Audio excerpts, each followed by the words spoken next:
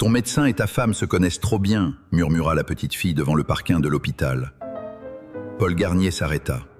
Ancien propriétaire d'une chaîne de hôtels, habitué aux décisions importantes et aux grandes réunions.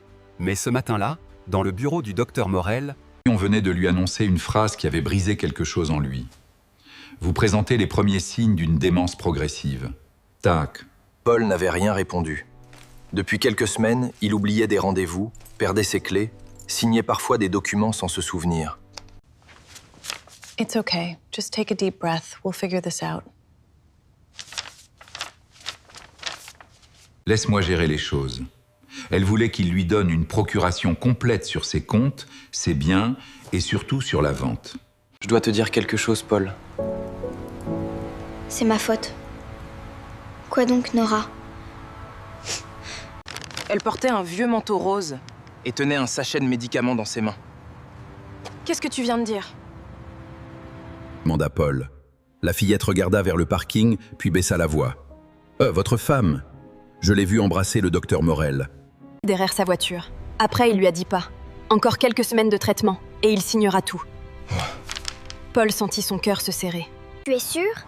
Elle hocha la tête. Oui. Ma maman travaille au nettoyage de l'hôpital. Je l'attends souvent près des ascenseurs. Je les ai vus plusieurs fois ensemble. Ils parlent de vous comme si vous étiez déjà incapable de comprendre.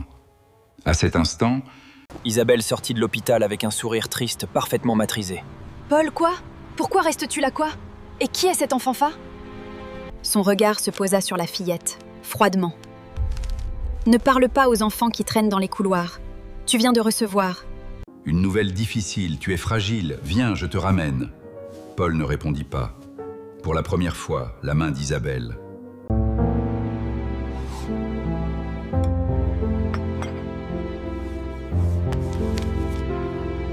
Dr. Morel's opinion, as you can see, suggests this is the most viable option.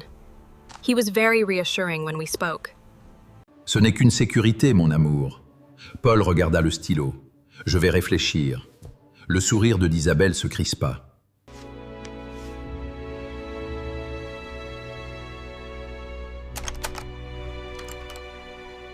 He doesn't know I have it. I need to hide it before he finds out. I'm scared. Il soit plus confus demain. Après ça, il ne résistera plus. Hagard. Paul ferma les yeux. Sa maladie venait peut-être moins de son cerveau que de ceux qui voulaient le contrôler. Chers auditeurs, si vous appréciez cette histoire, n'hésitez pas à laisser Un j'aime et surtout à vous abonner à la chaîne. Cela nous aide beaucoup. Maintenant, poursuivons. Le lendemain, Paul retourna seul. à l'hôpital. La petite fille était assise près de la cafétéria. « Comment t'appelles-tu, va » demanda-t-il. « Nora. Nora. » Pourquoi m'as-tu prévenu pas? Nora? Nora baissa les yeux. Parce que mon grand-père a été placé en maison spécialisée après qu'on... I don't know what we're gonna do. They won't tell me anything. We have to find the doctor. Personne ne l'a cru. Paul resta silencieux. Ce même jour, il contacta Mitre Vidal, son ancien avocat, puis prit rendez-vous. dans une clinique privée d'une autre ville, sans prévenir Isabelle. Les résultats tombèrent 2 jours plus tard. Le médecin indépendant fronça les sourcils. We have the final results, Paul. The good news is, the tumor is benign. You're gonna be okay. Fatigue et perte de mémoire. Paul sentit une colère froide monter en lui. Avec Maître Vidal, il prépara un piège. I've reviewed the terms, Isabel, and I accept. I'll sign the agreement. Hello? Paul, Isabel has shown me the documents. Are you comfortable with the terms? I am. Let's proceed. Après, tu n'auras plus à t'inquiéter. Paul prit le stylo. Et si je refuse main? Quoi? Le visage d'Isabelle changea.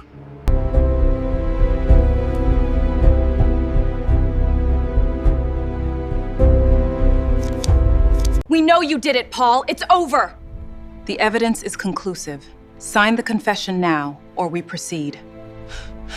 Il serait plus simple pour tout le monde que vous signiez. Merci.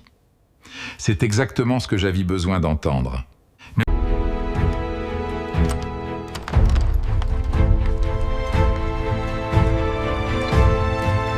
Près de sa mère. Isabelle devint livide. Tout est enregistré, dit l'avocat. Les faux diagnostics, les médicaments suspects, les appels téléphoniques. Maintenant vos aveux. Le docteur Morel tenta de parler, mais aucun mot ne sortit. Quelques semaines plus tard, Isabelle et le docteur...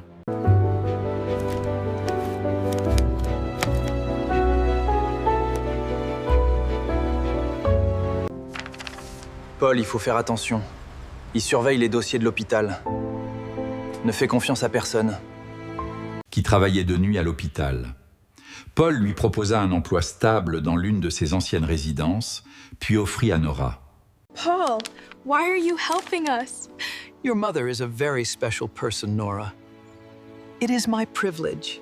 Thank you, Nora. You really saved me back there. It was nothing, Paul. I'm just glad you're okay. We are so grateful, sweetheart. Et chaque fois qu'on lui demandait pourquoi elle avait choisi ce métier, elle répondait Nati. Parce qu'un jour, j'ai compris. Un diagnostic peut sauver une vie, mais qu'un mensonge médical peut aussi la voler.